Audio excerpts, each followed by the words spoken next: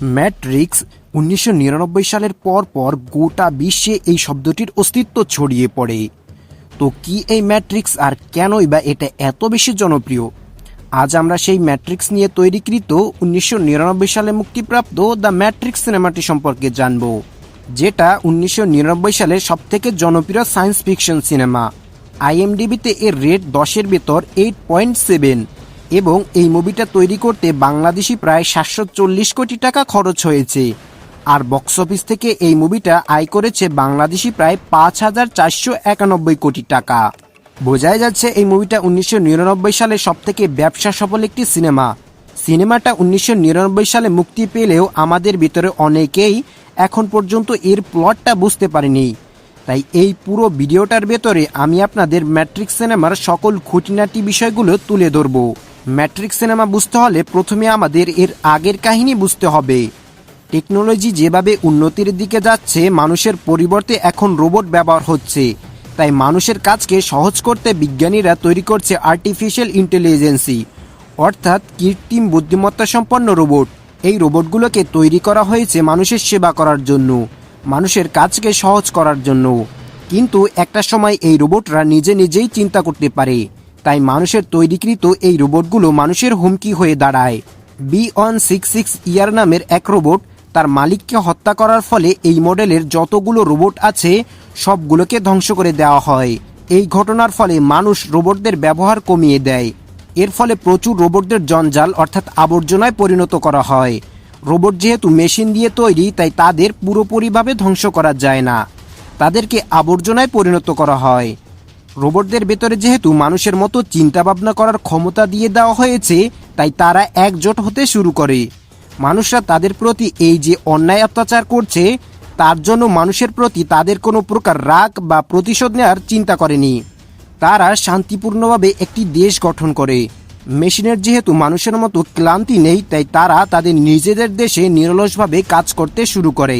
একটা সময় তারা অর্থনীতিতে অর্থাৎ ইকোনমিতে মানুষকেও ছাড়িয়ে যায়, যার ফলে রোবটরা খুবই উন্নত ধরনের প্রযুক্তি তৈরি করে।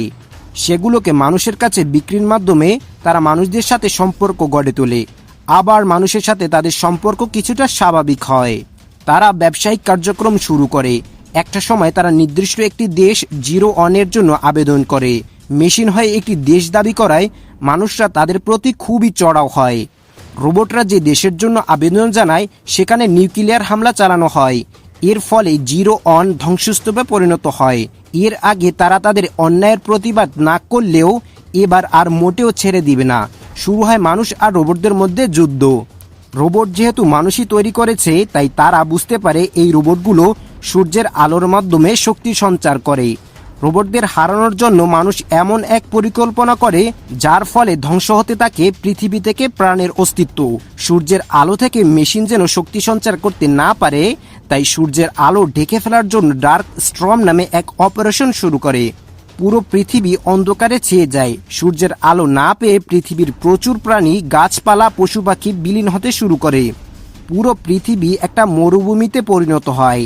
এই পরিস্থিতিতে রোবটগুলো সার্ভাইভ করলেও মানুষের বেঁচে থাকাটা হয়ে যায় দুষ্কর। একটা সময় মানুষ মেশিনের কাছে হার মানতে বাধ্য হয়। সূর্যের আলো থেকে তারা যেহেতু এনার্জি পাচ্ছে না, তাই তারা মানুষদেরকে ব্যবহার করতে থাকে তাদের এনার্জির জন্য। মানুষের ব্রেনে যখন কোনো সিগন্যাল আসে, সেটা থেকে তৈরি হয় বায়ো ইলেকট্রিসিটি, যেটা রোবটগুলো এনার্জি সোর্স হিসেবে ব্যবহার করার পরিকল্পনা করে। এবার মানুষের দেহগুলো একটি ক্যাপসুলের ভেতরে বন্দি করতে শুরু করে রোবটরা। তারা এমন একটি প্রক্রিয়া আবিষ্কার করে, যেটার মাধ্যমে তারা ল্যাবরেটরিতে বসেই মানুষদের তৈরি করতে পারে। মানুষকে একটি ক্যাপসুলের ভেতরে রেখে তাদের পুরো শরীর থেকে বায়ো ইলেকট্রিসিটির মাধ্যমে মেশিনগুলো এনার্জি পেয়ে থাকে। মানুষের শরীর এবং মস্তিষ্ক স্থির থাকার ফলে মানুষের শরীর থেকে বায়ো ইলেকট্রিসিটি তৈরি হয় না। মানুষের শরীর থেকে যেন বায়ো ইলেকট্রিসিটি তৈরি হয়, তাই রোবটদের চাই অ্যাক্টিভ হিউম্যান বডি। এর জন্য রোবটরা তৈরি করে ড্রিম ওয়ার্ল্ড নামের একটি সফটওয়্যার, যার নাম হচ্ছে দ্য ম্যাট্রিক্স। ক্যাপসুলে থাকা সকল মানুষের ব্রেনে এই সিগন্যাল দেওয়া হলো যে তারা ১৯৯৯ সালেই বেঁচে আছে, যেখানে তারা খুবই আনন্দের সাথে বাস করছে। একজন মানুষের বাঁচার তাগিদে যা যা লাগে সেখানে তারা সবই করছে। এখান থেকেই শুরু হয় ম্যাট্রিক্স ইউনিভার্সের। এভাবে রোবটরা তার সৃষ্টিকর্তা মানুষদের কন্ট্রোল করতে শুরু করে, মানুষের বডিকে সর্বোচ্চ পর্যায়ে অ্যাক্টিভ রাখতে। এই প্রথম প্রোগ্রামে স্যাডনেসের কোনো ফাংশন রাখা হয়নি, যার ফলে প্রচুর মানুষ বুঝে যায় তাদের কোনো ইলিউশনের ভেতরে রাখা হয়েছে। তাই নতুন করে আবার তৈরি করা হয় ম্যাট্রিক্স ভার্সন 2, যে ভার্সনে সবসময় দাঙ্গা হাঙ্গামা লেগেই থাকতো। সেখানে হ্যাপিনেসের কোনো চিহ্ন ছিল না, কিন্তু টেকনিক্যাল সমস্যার ফলে নষ্ট করা হয় ম্যাট্রিক্স ভার্সন 2। এবার রোবটরা এক নতুন ফোন দিয়াটে তারা তৈরি করে ওরাকেল নামের একটি প্রোগ্রাম। এই প্রোগ্রামের মূল কাজ হচ্ছে মানুষের সকল আচার আচরণগুলোকে বুঝতে পারা। একজন মানুষ কি চায় সেটা খুঁজে বের করাই হচ্ছে এই ওরাকেলের কাজ। এরপর ওরাকেল আর আর্কিটেক্ট রোবট মিলে এমন একটি ম্যাট্রিক্স ভার্সন তৈরি করে যেটা মানুষের পৃথিবীর অনুরূপ একটি পৃথিবী। বরাবরের মতো এই ভার্সনও সঠিকভাবে তৈরি করা সম্ভব হয়নি। এর ভেতরে বেশ কিছু বাগ বা গ্লিচ ধরা পড়ে। এই গ্লিচের কারণে অনেক মানুষের উপর থেকে এই ম্যাট্রিক্স প্রোগ্রাম নিয়ন্ত্রণ হারিয়ে ফেলে। নিয়ন্ত্রণ হারানো মানে হচ্ছে এই রোবটদের তৈরি ফেক ওয়ার্ল্ড সম্পর্কে জেনে যাওয়া। তাদেরকে যে ক্যাপসুলের ভেতরে বন্দি রাখা হয়েছে তারা সেখান থেকে বেরিয়ে পড়ে। এরপরে তারা মাটির নিচে এমন একটি শহর নির্মাণ করে যার নাম হচ্ছে জায়ন। আর কোনো উপায় না পেয়ে নির্মাতারা এই বাগ বা গ্লিচ একজনের উপর সেট করে দেয়। যে মানুষের উপর এই বাগ বা গ্লিচ সেট করে দেয় তার নাম হচ্ছে দা ওয়ান। আপনি যদি ম্যাট্রিক্স সম্পর্কে আরও জানতে চান তাহলে ঘুরে আসতে পারেন অ্যানিমে সিরিজ অ্যানিমেট্রিক্স থেকে। এবার মূল গল্পে আসা যাক।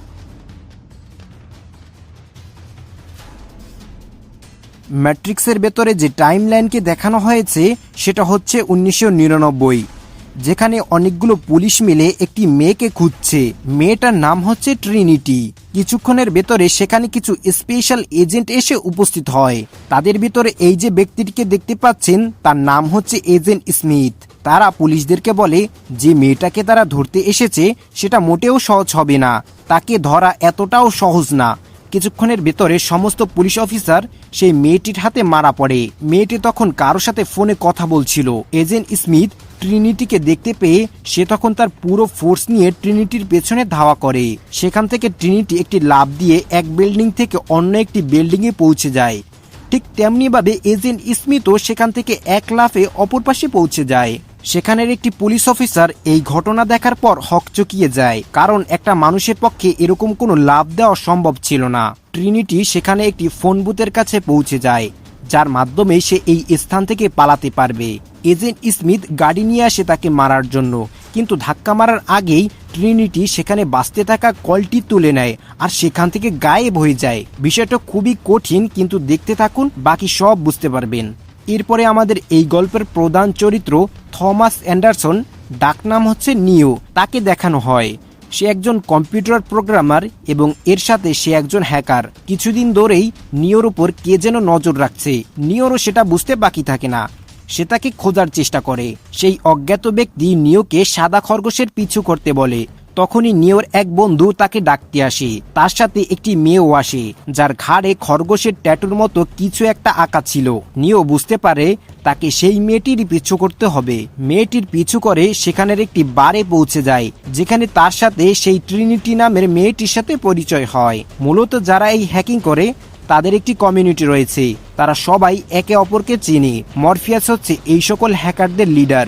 নিও মরফিয়াসের সাথে দেখা করতে চায়, কারণ তার মনের ভিতরে অনেকগুলো প্রশ্ন ছিল, যার উত্তর একমাত্র মরফিয়াসই দিতে পারবে। নিও হ্যাকার হওয়ার পাশাপাশি একটি বড় সফটওয়্যার কোম্পানিতেও চাকরি করে। নিওর জন্য মরফিয়াস একটি ফোন পাঠায়। ফোনের অপর পাশে নিওর সাথে কথা বলছে মরফিয়াস, যার সাথে কথা বলার জন্য নিও খুবই উতলা ছিল।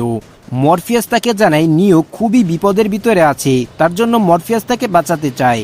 মুভির শুরুতে যে এজেন্ট স্মিথকে দেখতে পেয়েছিলাম, সে তার পুরো ফোর্স নিয়ে নিওকে ধরার জন্য নিওর অফিসে এসেছে। সেখানে তারা নিওকে খুঁজছে। মরফিয়াস নিওকে সেখান থেকে পালাতে সাহায্য করে। মরফিয়াসের কথা দ্বারা বোঝা যায় মরফিয়াস যেন তার সমস্ত কাজকর্মের উপর নজর রাখছে। সে কোথায় পালাবে সেটা সে ফোনেই বলে দেয়। নিও পালাতে পালাতে এমন একটি জায়গায় উপস্থিত হয় যেখানে সে আর কোথাও পালাতে পারবে না। এবার মরফিয়াস তাকে বলে তার কাছে এবার দুটো রাস্তা রয়েছে, হয় সে এই রুমের জানালার কাজ খুলে সেখান থেকে পালিয়ে যাবে, আর না হয় সেই এজেন্টদের হাতে আত্মসমর্পণ করবে। জানালাটা এতটাই উপরে ছিল যে নিও সেখান থেকে পালিয়ে যেতে পারে না, যার ফলে এজেন্ট স্মিথ তাকে ধরে ফেলে। নিওকে তারা তাদের অফিসে নিয়ে যায়। এজেন্ট স্মিথ নিওকে বেশ কিছু প্রশ্ন করে। যেহেতু নিও একজন হ্যাকার, তাছাড়া তার উপর অনেকগুলো কেস রয়েছে, এজেন্ট স্মিথ নিওকে এবারের জন্য একটা সুযোগ দেয়। যদি নিও মরফিয়াসকে ধরতে তাদেরকে সাহায্য করে তাহলে নিওকে তারা ছেড়ে দেবে। নিও তাদের প্রস্তাবে রাজি হয় না, তাই এজেন্ট স্মিথ অস্বাভাবিক একটা কাজ করে। আচমকা দেখতে পারি ওর ঠোঁটগুলো সম্পূর্ণভাবে আটকে গিয়েছে। সে কোনোভাবেই কথা বলতে পারছে না, যেটা কোনোভাবেই পসিবল ছিল না। তারা একটি পোকার মতো ক্রিয়েচারকে নিওর নাভির ভেতর দিয়ে পেটের ভেতরে ঢুকিয়ে দেয়, আর তারপরেই দেখা যায় নিও ঘুম থেকে উঠছে। এবার নিও ভাবতে থাকে যে এটা হয়তোবা কোনো দুঃস্বপ্ন ছিল, কারণ এরকম জিনিস সত্যিকারে কোনোভাবেই সম্ভব না। সে সময় নিওর কাছে মরফিয়াস ফোন করে। এবার সে নিওর সাথে দেখা করতে চায়। নিও মরফিয়াসের দেওয়া একটি ঠিকানায় গিয়ে অপেক্ষা করে, যেখানে তাকে একটি গাড়ি নিতে আসে, যার ভেতরে ট্রিনিটি ও আরেকটি মেয়ে বসে আছে, যারা নিওকে মরফিয়াসের কাছে নিয়ে যাবে। তারা মনে করে নিওর ভেতর হয়তোবা এই এজেন্টরা কোনো প্রকার যন্ত্রপাতি বা ট্র্যাকিং ডিভাইস লাগিয়ে থাকবে। দেখা যায় সত্যি নিওর ভেতরে একটি ট্র্যাকিং ডিভাইস ছিল, তাই তারা একটি যন্ত্রের মাধ্যমে নিওর পেট থেকে সেই পোকার মতো ক্রিয়েচারটি বের করে। আর নিও যেটাকে দুঃস্বপ্ন মনে করেছিল সেটা আসলে সত্যি তার সাথে ঘটেছিল। তারপর তারা তাদের গন্তব্যস্থলে এসে পৌঁছায়। নিও সেখানে একটি ঘরের ভেতরে প্রবেশ করে, যেখানে মরফিয়াস নিওর জন্য এতক্ষণ ধরে অপেক্ষা করছিল। নিওর মাথায় বেশ কিছু প্রশ্ন ছিল, এই যে পৃথিবীতে মানুষদের যে অস্তিত্বটা রয়েছে সেটা কি আদৌ সত্যি, বা ম্যাট্রিক্স জিনিসটা আসলে কি। নিওর কাছে মনে হয় এই পৃথিবীতে কিছু তো একটা সমস্যা রয়েছে, যেটা নিও এক্সপ্লেন করতে পারছে না। প্রতিটা মানুষকে একটা নিয়মের ভেতরে চলতে হয়, যেন তাদের কোনো ইচ্ছা বলতে কিছু নেই। নিওর মতে এই সম্পূর্ণ দুনিয়াটা হচ্ছে একটা ম্যাট্রিক্স।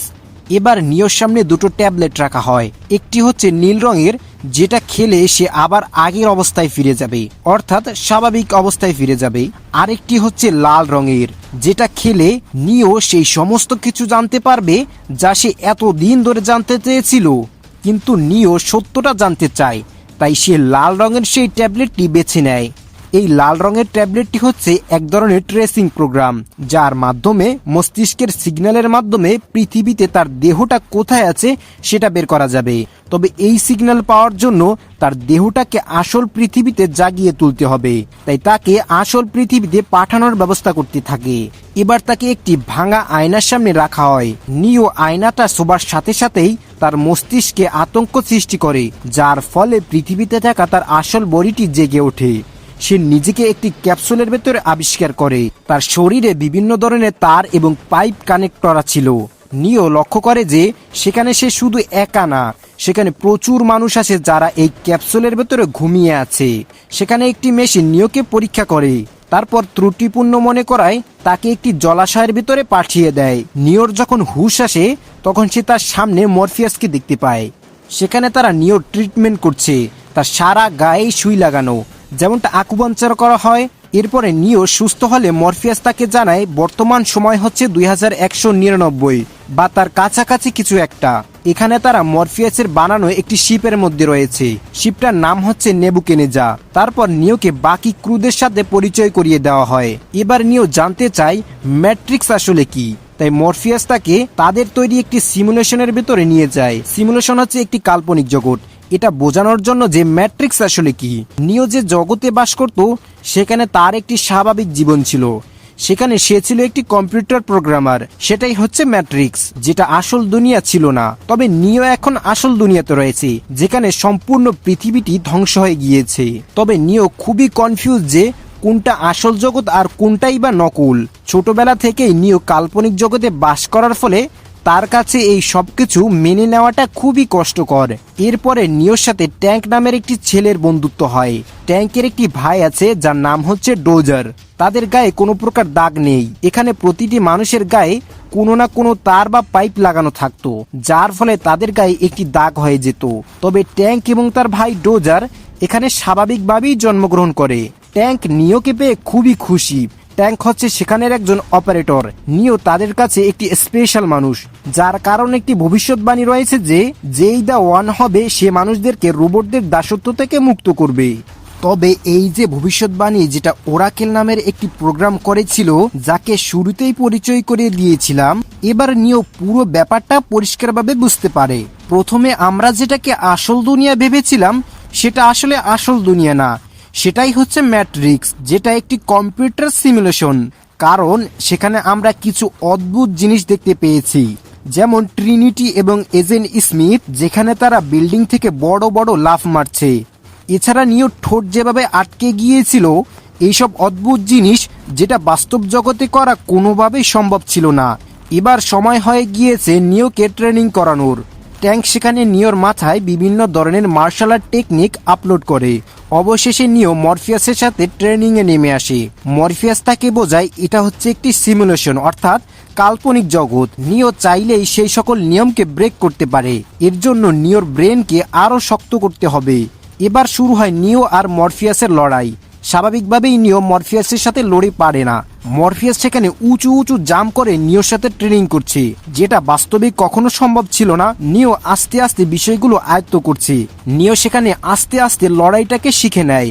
এরপর সেই স্থানটাকে চেঞ্জ করা হয়, একটা বড় বিল্ডিং এর উপরে নিয়ে আসা হয়। এবার নিওকে ট্রেনিং করানো হবে কিভাবে বড় বড় লাফ দিতে হয়। সেখানে মরফিয়াস একটি বিল্ডিং থেকে অন্য একটি বিল্ডিং এ খুব সহজেই লাফ দিয়ে চলে যায়। তবে নিও যখন লাফ দিতে যায় সে নিচে পড়ে যায়, কারণ তারা মনে করতে থাকে নিও তাদের সবাইকে বাঁচাবে। তবে নিও তো কিছুই পারছে না। নিওর কাছে এই সকল ব্যাপারগুলো সম্পূর্ণ নতুন, তাই তার এই বিষয়গুলো শিখতে একটু সময় লাগবে। নিও যখন আসল দুনিয়াতে আসে তখন মরফিয়াসকে জিজ্ঞেস করে, যখন কেউ এই ম্যাট্রিক্সের ভেতরে মারা যাবে তখন কি সে আসল দুনিয়াতেও মারা যাবে?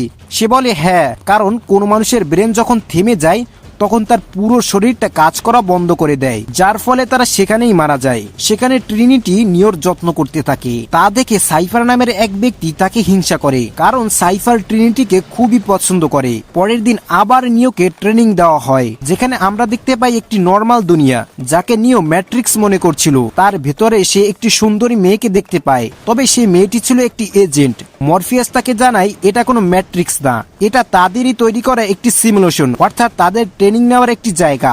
মুভির প্রথম থেকেই আমরা এই এজেন্টদের দেখে এসেছি। তবে এদের কাজ কি?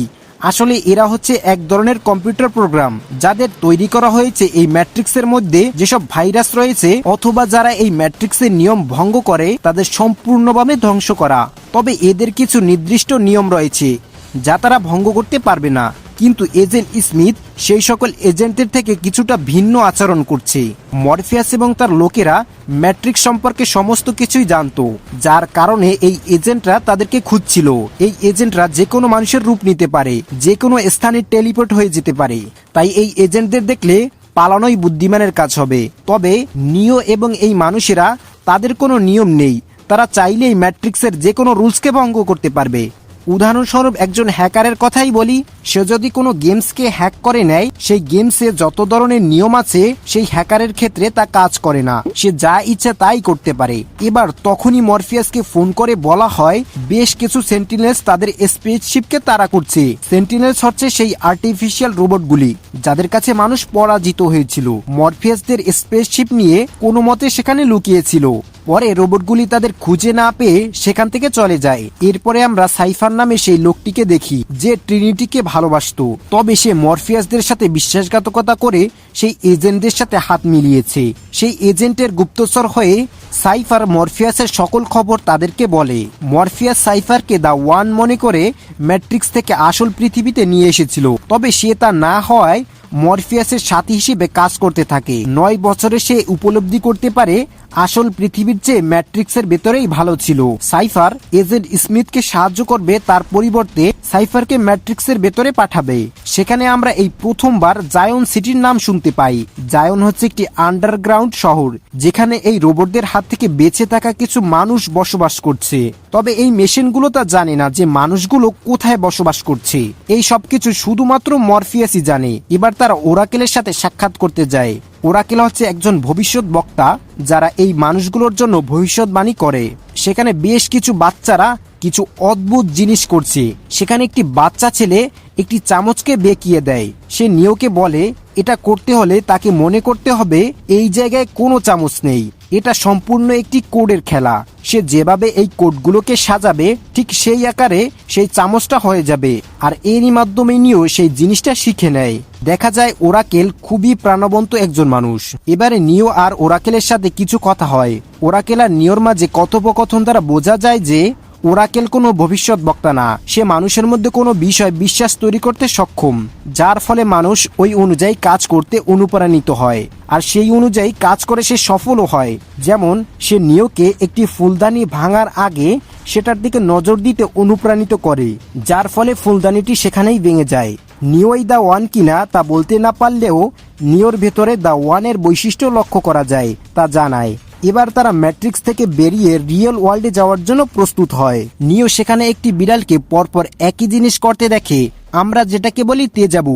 ট্রিনিটি তেজাবু শব্দটি শুনতে পেরে অবাক হয়ে যায়, কারণ ম্যাট্রিক্সের ভেতরে তেজাবু বলতে কিছু হয় না, এটি এক প্রকার গ্লিচ, অথবা যারা এই ম্যাট্রিক্সকে তৈরি করেছে তারা এই স্থানটিকে পরিবর্তন করার চেষ্টা করছে।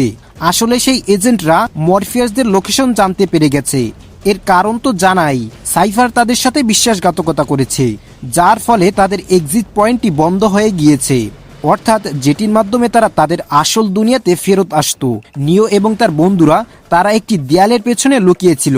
তাদেরকে খুঁজতে আসা পুলিশেরা যখন তাদের খুঁজে না পেয়ে চলে যাবে, এমন সময় সাইফার মুখ দিয়ে আওয়াজ করতে শুরু করে, কাশতে থাকে, যার ফলে সেই পুলিশরা তাদের অবস্থান জেনে যায়।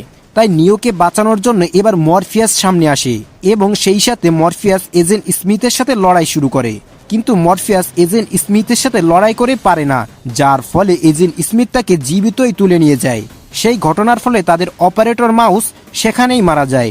সাইফার সেখান থেকে পালিয়ে অন্য একটি এক্সিট পয়েন্ট দিয়ে রিয়েল দুনিয়াতে চলে আসে। এরপরে সে একটি ইলেকট্রিক যন্ত্রের মাধ্যমে ট্যাঙ্কের উপর আক্রমণ করে দেয়, যেখানে ট্যাঙ্ক এই সমস্ত সিস্টেমগুলোকে কন্ট্রোল করত। ট্যাঙ্ককে বাঁচানোর জন্য তার ভাই ডোজার এসে উপস্থিত হয়, কিন্তু সাইফার তাকেও সেখানে হত্যা করে। তবে সাইফার ট্রিনিটির কাছে ফোন দিয়ে সমস্ত কিছু বলে, কিসের জন্য তাদের সাথে সে বিশ্বাসঘাতকতা করেছিল। ম্যাট্রিক্সের ভেতরে যারা ছিল তাদের অনেকের প্ল্যাগগুলো খুলে ফেলতে থাকে, তাই স্বাভাবিকভাবেই তারা সেখানেই মারা যেতে থাকে। তবে যখনই সে নিওর মাথা থেকে প্ল্যাগটা খুলতে যাবে, সেই সময় ট্যাঙ্ক এসে সাইফারকে ইলেকট্রিক সেই মেশিন দিয়ে সেখানেই মেরে ফেলে। আসলে ট্যাঙ্ক মারা যায়নি, সে কিছুটা আহত ছিল। তারপর সে বাকি মানুষগুলোকে ম্যাট্রিক্সের ভেতর থেকে আসল দুনিয়াতে নিয়ে আসে। তবে তারা কিন্তু মরফিয়াসকে ফিরিয়ে আনতে পারে না, তাকে সেই এজেন্টরা বন্দি করেছে, যার একমাত্র কারণ হচ্ছে শুধু সেই জানে জায়ন শহরটি কোথায়। তারা মরফিয়াসের কাছে জানতে চায় জায়ন নামের সেই শহরটি কোথায়। তবে মরফিয়াস সে মরে গেলেও সে জায়ন সিটির খোঁজ তাদের দিবে না। তাই তারা মরফিয়াসের মাথায় বেশ কিছু তার যুক্ত করে, যার মাধ্যমে তারা জায়ন নামের সেই শহরটির মেইন কম্পিউটারটি হ্যাক করতে পারবে, যার মাধ্যমে তারা জায়ন সিটির লোকেশন জানতে পারবে। এদিকে ট্যাঙ্ক তাদের উপদেশ দেয় যে তারা যেন মরফিয়াসের মাথার তারটি খুলে ফেলে, তবে এর ফলে মরফিয়াস মারা যাবে। তাছাড়া মরফিয়াসকে বাঁচিয়ে রাখলে তার কাছ থেকে সমস্ত তথ্য সেই এজেন্টরা পেয়ে যাবে। তবে নিও সে তো মরফিয়াসকে মরতে দিতে পারে না। ওরাকেল বলেছিল নিওর কাছে একটি সুযোগ আসবে যেখানে নিজেকে বাঁচাতে হবে নয়তো মরফিয়াসকে। সে মরফিয়াসকে বেছে নেয়। এবার তারা ম্যাট্রিক্সের ভেতরে যাবে যেখানে সে মরফিয়াসকে বাঁচাবে। তবে ট্রিনিটি সেও নিওর সাথে ম্যাট্রিক্সের ভেতরে যাবে। মরফিয়াসকে বাঁচাতে তারা একটি ছাদে এসে উপস্থিত হয়। নিও এবং সেই এজেন্টদের মাঝে একটা লড়াই শুরু হয়। নিও সেখানে এজেন্টদের গুলি করলে এজেন্টরা খুব সহজেই গুলিগুলো ডজ করতে পারে। নিও সেই এজেন্টদের দেখে সেও তাদের মতো বন্দুকের গুলিগুলো ডজ করছিল। ট্রিনিটি এটা দেখে খুবই ইমপ্রেস হয়, কারণ এর আগে কোনো মানুষই এটা করতে পারেনি। অর্থাৎ নিও ম্যাট্রিক্সের নিয়মগুলিকে ব্রেক করতে শিখে গিয়েছে। সেই এজেন্টদেরকে মেরে তারা একটি হেলিকপ্টার নিয়ে মরফিয়াসকে বাঁচাতে চলে যায়। একটি মেশিন গান নিয়ে সেখানে এলো পাথারিভাবে গুলি চালাতে শুরু করে এবং অবশেষে সে মরফিয়াসকে সেখান থেকে উদ্ধার করে। তবে ট্রিনিটি যে এই হেলিকপ্টারটি চালাচ্ছিল সেখানে কিছু সমস্যা হওয়ার কারণে বিধ্বস্ত হয়, কিন্তু নিও সে ট্রিনিটিকেও বাঁচিয়ে নেয়। ট্যাঙ্ক কনফার্ম হয়ে যায় যে নিওই হচ্ছে দা ওয়ান, অর্থাৎ সেই মানুষটি যে তাদেরকে সেই রোবটদের হাত থেকে বাঁচাবে। তারপরে তারা একটি স্টেশনে এসে পৌঁছায় যেখানে তাদের একটি এক্সিট পয়েন্ট ছিল। নিও মরফিয়াসকে আসল দুনিয়াতে পাঠায়, তবে সেখানে এজেন্ট স্মিথ এসে পৌঁছে যায়। তাই নিও ট্রিনিটিকে খুবই কষ্ট করে আসল দুনিয়াতে পাঠিয়ে দেয়। তবে সে নিজে আসতে পারে না, কারণ যে টেলিফোনটা দিয়ে বর্তমান পৃথিবীতে পৌঁছায় সেটা ভেঙে গিয়েছে। নিও এবার সেই এজেন্ট স্মিথের সাথে ফেঁসে গিয়েছে। তার কাছে আর কোনো পথ খোলা না থাকায় সে এজেন্ট স্মিথের সাথে লড়াই করতে শুরু করে। সেখানে এজেন্ট স্মিথ এবং নিওর একটি ফাইট সিন দেখানো হয়। তবে এজেন্ট স্মিথ নিওকে সেখানেই হত্যা করে ফেলতো। তবে নিও তার বুদ্ধিমত্তা দিয়ে এজেন্ট স্মিথের কাছ থেকে পালায়। নিও সেখানে আরেকটি এক্সিট পয়েন্টে যাচ্ছে, তবে এরই মাঝে তাদের কাছে আরেকটি বিপদ এসে উপস্থিত হয়। তারা যে শিপটির মধ্যে ছিল তার লোকেশন সেই সেন্টিনেলরা জেনে গিয়েছে, আর তারা সেই শিপটির উপর আক্রমণ করেও দিয়েছে। রোবটগুলোকে ধ্বংস করার একমাত্র অস্ত্র হচ্ছে ইলেকট্রিক ম্যাগনেটিক পালস, যাকে সংক্ষেপে ইএমপি বলা হয়। ইএমপি দিয়ে যে কোনো ইলেকট্রিক যন্ত্রকে অকেজো করে দেওয়া যায়। তবে তারা এই ইএমপি ব্যবহার করতে পারে না। ইএমপি ব্যবহার করতে হলে হয়তো নিওকে ম্যাট্রিক্সের ভেতর থেকে বেরিয়ে আসতে হবে, নয়তো নিও মারা পড়বে। অপরদিকে নিও এজেন্ট স্মিথের কাছ থেকে পালিয়ে অপর একটি এক্সিট পয়েন্টে এসে উপস্থিত হয়। তবে এজেন্ট স্মিথ সেখানে আগে থেকেই উপস্থিত ছিল। এজেন্ট স্মিথ নিওকে অনেকগুলো শুট করে। সবাই ভাবে নিও হয়তো সেখানেই মারা যাবে। তবে ট্রিনিটি নিওকে এখনো বিশ্বাস করে। ওরাকেল তাকে বলেছিল যে ট্রিনিটি যাকে ভালোবাসবে সেই হবে দা ওয়ান। তবে ট্রিনিটি সে নিওকে ভালোবেসে ফেলেছে, তাই সে নিওকে বিশ্বাস করাতে বাধ্য করে যে সেই হচ্ছে দা ওয়ান, যার ফলে নিও এবার নিজেকে দা ওয়ান মনে করে। নিও সেখানে সত্যি জেগে ওঠে। শুধু তাই নয়, সে এবার ম্যাট্রিক্সের সম্পূর্ণ প্রোগ্রামটি আয়ত্ত করে ফেলেছে। নিও এবার কোডিং এর মাধ্যমে সবকিছু দেখতে পায়। এজেন্ট স্মিথ এবং বাকি সব লোকেরা যখন তার গায়ে গুলি করে, নিও প্রত্যেকটা গুলি আটকে দেয়, কারণ এই ম্যাট্রিক্সের দুনিয়ায় কোনোটাই আসল না, সবকিছুই প্রোগ্রাম দিয়ে তৈরি। আমাদের মস্তিষ্ক যখন সেটা বুঝতে পারবে, সে তার ইচ্ছা মতো এই নিয়মটাকে ভঙ্গ করতে পারবে। এবার সবাই এটা বুঝতে পারে নিওই হচ্ছে দা ওয়ান, যাকে তারা এতদিন ধরে খুঁজছিল। এবার নিও এজেন্ট স্মিথের সাথে খুবই সুন্দর করে লড়াই করে এবং সেখানে এজেন্ট স্মিথকে ধ্বংস করে দেয়। এরপরে নিও রিয়েল দুনিয়াতে চলে আসে, যার ফলে সেই ইএমপি ব্যবহার করে সেই রোবটগুলি অর্থাৎ সেন্টিনেলসগুলিকে ধ্বংস করে দেয়। এরপরে নিও একটি ফোন কল করে সেই সেন্টিনেলসগুলোকে জানিয়ে দেয় যে সে এই সত্যিটা প্রতিটি মানুষকে জানাবে এবং মানুষদেরকে আর্টিফিশিয়াল ইন্টেলিজেন্স রোবটদের হাত থেকে মুক্ত করবে এবং তাদেরকে আসল দুনিয়াতে ফিরিয়ে আনবে। এরপর নিও সেখান থেকে উড়ে চলে যায়। এর মাধ্যমে বোঝা যায় নিও এখন ম্যাট্রিক্সের জগতে সুপারহিরো। তো আজকের মতো এই পর্যন্তই। দেখা হবে পরের ভিডিওতে। ততক্ষণ পর্যন্ত ভালো থাকবেন।